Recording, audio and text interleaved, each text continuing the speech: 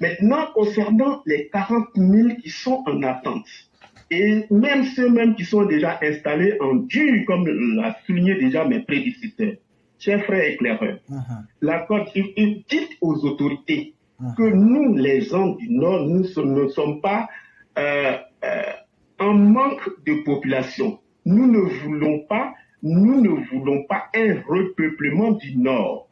Car mes prédécesseurs ont bien souligné toutes ces mères qui ont déjà intervenu sur ce sujet. Le Burkina, le Mali, ils ne sont pas en guerre.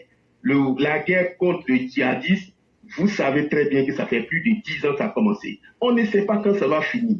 Donc, vous voulez que le HCR nous présente tous les ans, sinon tous les mois, 40, 50, 60, 100 000 envahisseurs. Moi, je les appelle des envahisseurs. Ce n'est pas des réfugiés. Il faudrait qu'on rectifie. Alors, le Nord sera tellement envahi, le Nord sera récupéré. Et il faudrait que le gouvernement sache que nous ne sommes pas en besoin de repopulation.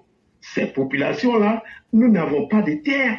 Que viendront-ils faire en dehors de l'orpaillage clandestin qu'ils pratiquent déjà chez eux? Sachez que toute l'Afrique de l'Ouest, que ce soit Mali, Burkina, Guinée, Ghana, Côte d'Ivoire, il y a de l'orpaillage qui se pratique dans tous ces pays-là.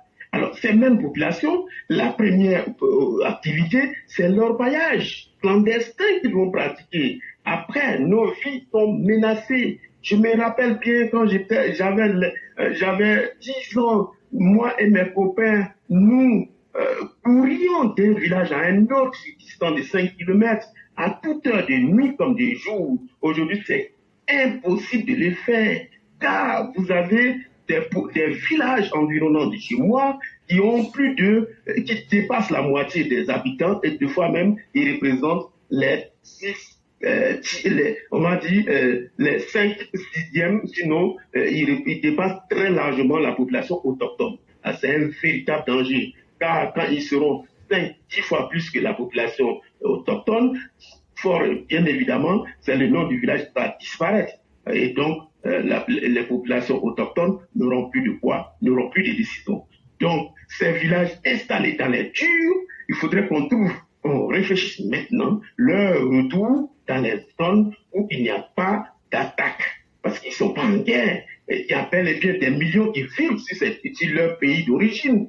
Si c'est ça, c'est que c'est la moitié du Burkina, moitié du Mali. Ils viendront, sinon plus le Niger, ils viendront repeupler la Côte d'Ivoire. C'est cet objectif-là. Dans ce cas, nous ne disions rien. Mais moi, en tant que nordiste, je ne veux pas un repeuplement du Nord. Chers frères éclaireurs, je crois que je vais m'arrêter là et donc laisser la parole à d'autres personnes. Okay. Je reste à l'écoute si vous avez quelque chose à ajouter. J'allais simplement ajouter que il faudrait que la population du Nord se réveille et pour ne pas que leur vie soit menacée et que leur modèle de vie soit menacé, que même ceux qui sont installés, qu'on leur demande de rentrer dans leur pays. Parce que, à vouloir demander l'impossible, il faut aussi se mettre dans des conditions pour aussi imposer l'impossible. Ceux même qui sont déjà installés là, on veut même qu'ils quittent notre pays. Ça, c'est un. Et ils sont tellement méchants et tellement ingrats que même les bougnoules qui sont à la tête de leur pays, même pour dire merci aux autorités d'avoir accueilli ces premiers ressources, ils ne l'ont pas fait. Et ils sont dans la fanfaronnade et dans l'impolitesse envers les dirigeants de la Côte d'Ivoire. Et donc, chère population, partout les Burkinabés sont installés là. Dites à vos gouvernants que vous ne voulez plus d'elles, que vous ne voulez plus de ces personnes. Chassez-les. Ils n'ont qu'à quitter. C'est la seule solution qu'on vous donne.